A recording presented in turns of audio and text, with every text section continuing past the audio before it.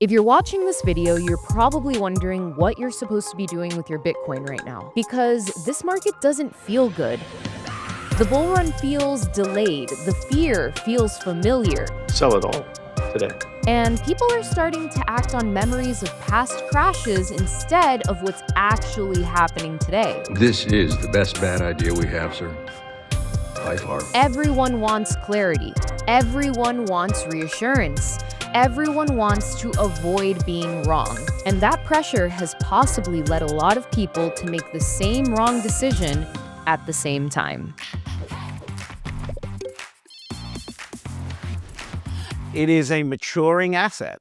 And as an asset, you know, like babies, right? Babies are very interesting when they're young, and then they get like annoying, and then they get boring, right? Like that's what's happening to Bitcoin. It was very interesting, got everyone's dopamine firing and everything else. And now it is getting boring, which is what it's supposed to do, right? Michael Saylor understands this. The good news for everyone is that Bitcoin's going to get boring at a 30% CAGR, while the stock market is boring at a 11, 12, 13% CAGR. So it's great. It's awesome. But, you know, it's gonna catch people off guard, especially people that do what we do, right? Because we thrive on being able to talk about something. And the asset's just gonna get more and more boring. It's like, what do you talk about? We want to talk about how everyone's getting continuously screwed on buying Bitcoin treasury companies at 7x MNAVs and swapping their Bitcoin for it. Like, what else is there to talk about? The people that hold Bitcoin right now are going to be tomorrow's idiots, right? Because they're going to sell it. They're going to get bored. They're going to buy treasury companies. They're going to do fancy things because the asset is just boring. And you realize that they were never in Bitcoin for Bitcoin. They were in Bitcoin for the dopamine hit, and that's going away. First off, let's address the elephant in the room. Yeah, Bitcoin's down 30% from its peak this cycle. It's dipped below $90,000 amid some macro worries like AI stock jitters dragging tech down, thinner year-end liquidity, and even some ETF outflows on certain days. Chart geeks have warned about a potential correction, and banks like Standard Chartered slashed their end of 2025 target from $200,000 to $100,000. It feels scary, right? Oh, look at me. I'm shaking in my little space boots. Social media is just full of doom and gloom. Fred Krueger sums it up like this. Luke Roman capitulated. Willy Woo capitulated. Vinny Lingman capitulated. Peter Brandt got taken out by his moving averages. Kalakinis never owned it, so he's rejoicing. This is not easy unless you have conviction. And he's right. It's not easy. So here's some advice. Zoom out. This is classic Bitcoin volatility. If you'd held Bitcoin for over 3 years, your chances of losing money is basically zero. Check out this clip. If you'd held Bitcoin for over 3 years, your chances of losing money is basically 0%. Short term, Bitcoin is chaos. In one day, you've got a 47% chance of being down. Even after a whole year, there was still a 23% chance of negative returns.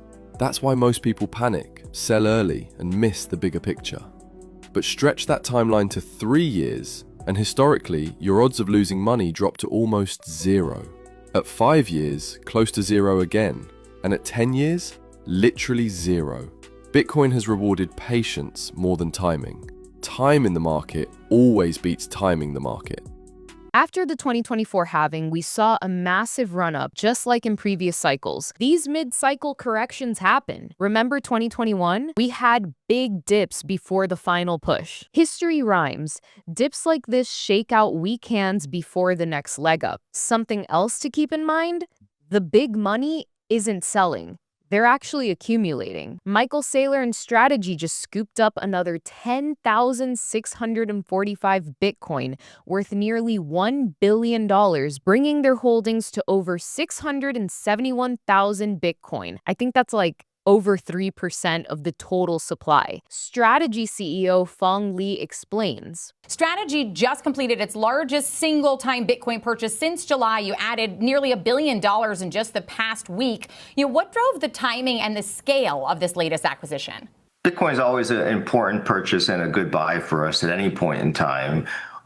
2 weeks ago, we announced that we were creating a U.S. dollar reserve to stabilize the ability to pay our dividend over the next 2 to 3 years. And on the back of that, we thought that the equity price was improving, or multiple to NAV was improving. So it was a good time for us to purchase Bitcoin. And we saw a lot of volume and liquidity in our stock last week. So we thought it was a good time to do it. And $1 billion is a nice amount of Bitcoin to buy. That's smart money betting while retail panics. And it's worth mentioning that in this case, the smart money, that is strategy, will remain in the NASDAQ 100, confirming continued mainstream adoption of Bitcoin treasury companies and Bitcoin in general. But it's only going to be great for you if you can survive the pullbacks and survive the boring periods and survive the sell in Mays and go aways and all of the traditional TradFi bullshit that has been driving traditional markets. And most Bitcoiners can't. So they're going to get screwed. And I'm here for it because I want them to get screwed. I want every Bitcoiner that can't handle it to get their Bitcoin taken away. Go trade meme coins. What are you doing here? You got the hardest asset humanity has ever created and gold pumps 40%. And you're like selling your Bitcoin now? Sell it. I love it. Sell it. Sell it to BlackRock. It's great. So that's interesting. So TradFi is trying to squeeze you out by boring you to death. That's what they always do. That's basically what I'm understanding. They from all got this. two tricks. They've got two tricks, and they've got two tricks forever. It's boredom and over leverage. That's it. TradFi has no other tricks. If you can get over boredom and over leverage, you win. Now, let's talk about Bitcoin's cycle theory. The traditional halving cycle fundamentals aren't playing out exactly like before, and it's got everyone a little spooked, including me. But that's okay, because I have faith. Because you gotta have faith, the faith, the faith. I gotta have faith, the faith, the faith.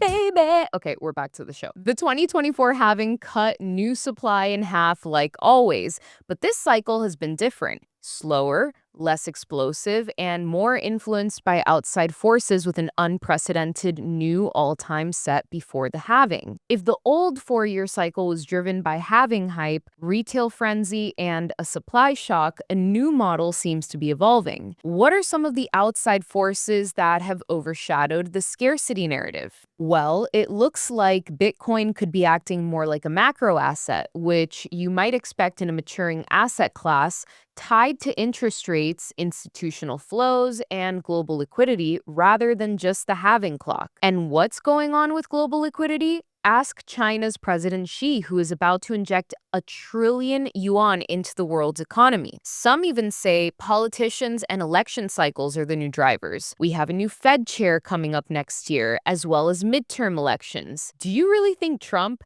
the guy who said, "We're gonna win so much, you may even get tired of winning"? And believe me, I'm so tired of winning if this is winning. Do you really not think that this man is not going to try to goose the economy, which will lead to higher asset prices and boost his favorability rating? Never sell your Bitcoin, right? I don't know. You answer that for yourself. This isn't just cope, but this dip feels like it might be a healthy reset in a maturing market, shaking out leverage before the next phase. Many analysts still see the upside into 100,000 to 112,000 by year end and higher in 2026 as adoption deepens. Selling now could mean missing the shift to Bitcoin as a true global asset reserve. Are you prepared to tell your grandkids that you missed out on the biggest wealth transfer in history because of your lettuce hands? Don't fumble this ball. Whoops. You know who else will know you fumbled the ball? Big data, because they know everything about you. This is my data broker report. 11 pages. 11. They know every old address I've lived at, phone numbers, family members, even what kind of car I drive. It's insane. That's why today's video is sponsored by Aura. Scammers, spammers, even stalkers can just buy your personal info, and it's totally legal and so dystopian. Aura hunts down the data brokers selling your info, gets them to take it down, and keeps it off automatically, so you don't have to go full off-grid Bitcoin mystic and live in a fairy Faraday cage because Aura lets you keep your modern life and your privacy. Aura has packed it all in. Real-time dark web and fraud alerts, a secure VPN, antivirus, password manager, 24/7 US-based support, and $5 million in identity theft insurance if anything goes wrong. No other privacy service gives you this many tools for the same price. Protecting your Bitcoin in self-custody is obviously necessary, but protecting yourself, that's non-negotiable. Go to aura.com/simplybitcoin and take back your privacy now. All right, Aura protects you, but now let's talk about protecting your Bitcoin future, because stacking sats gets a whole lot easier when your miners are working for you and not against you. Would you mine Bitcoin if it was as easy as buying it? Then you should check out Sazmining. It's not hosted mining, it's mining as a service that actually puts Bitcoiners first. You can own a state-of-the-art mining rig, plug into affordable carbon-free energy, and stack Bitcoin just like Satoshi. No middlemen, no markups, and no worries. Saz doesn't tack on extra fees when you sign up, and unlike other companies, there are no rig upcharges or inflated power rates. Their entire business model is based on a clean and simple revenue share. They only earn Bitcoin if you are too. A total alignment of incentives and 100% Bitcoiner values. While some claim simplicity, Sazmining proves it. Let's just say that if you need a compass to find your miners, you're not in the right place. This is how Bitcoin mining should have always been done. Visit sazmining.com or scan the QR code to learn more and start hashing. That volatility is not risk. It is a component of risk, but it is not risk. And it's often used as a synonym. Standard deviation or volatility around a mean is used as a synonym for risk. But the reality is, we would all vastly prefer a highly volatile asset that trends upward over time to a low volatility asset that trends downward. And people always say to me, well, how can you feel comfortable having assets like, whether it's, I've heard this for years, commodities, hedge funds, tech stocks, crypto. How can you feel comfortable having that in your retirement portfolio? And my answer is always the same, which is if you can comfortably, with a risk-free rate, satisfy your retirement requirements, absolutely, it'd be insane to do anything else. But if inflation is beating your retirement goals, if the money in your checking account or your stock portfolio is not going to beat inflation or will not meet your retirement goals, the riskiest thing you can do is not put risk assets into that pool. So it just comes down to nothing is promised, nothing is guaranteed. And if we want to achieve these returns, you have to intelligently model out that risk. Now, to be fair, not financial advice here, there are risks. If macro gets worse, like tighter liquidity or more stock market sell-offs, we could see lower prices in the short term, though some charts support around $80,000 to $83,000. But even bearish forecasts have Bitcoin ending 2025 around 100K. The reward for HODLing through volatility has always been historically huge. Selling at fear extremes often means buying back in higher. Here's how Larry Lepard lays it out. I mean, Bitcoin from inception has grown at 145% compound annually, and it's got a lower Sharpe ratio than any other asset. I mean, this is an amazing beast. It really is. And so I, look, but it's volatile, and to some it's scary, and I get all of that. But, I've long contended that anybody who has zero of this is really, really missing the most asymmetric bet that I've ever seen in 40 plus years of trying to make asymmetric bets. It's clear that trying to time the market in Bitcoin and other sectors is honestly asking for trouble. But there are clues out there for when the current downtrend might reverse course. One major indicator we're watching is compressed volatility and the reasons behind it. If we check out the options market, we can see large open interests at 100K and put support clusters around 85 to 90,000, which have resulted in this narrow trading range. Here's the Christmas miracle that we could be in for. A huge chunk of these options expire on December 26, which means we could see volatility return to the Bitcoin price very rapidly. Imagine struggling to hold a beach ball underwater, and any slip could cause it to shoot to the upside. These options expiries,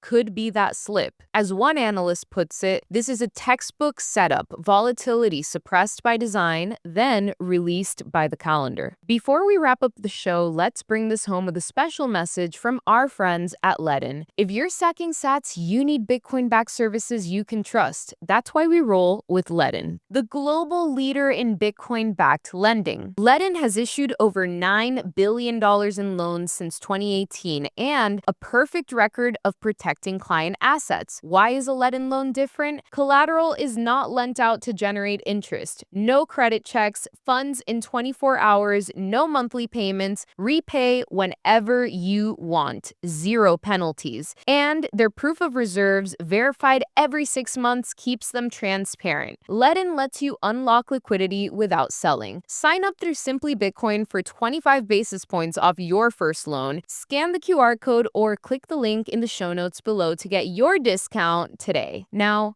let's wrap this up. So here's the bottom line. Panic selling Bitcoin right now looks like a bad idea. That was a bad idea. We're in a healthy correction with a bull cycle, with institutions accumulating and scarcity kicking in. Hold strong. Dollar cost average if you can. Avoid leverage, and let's see where this goes in 2026.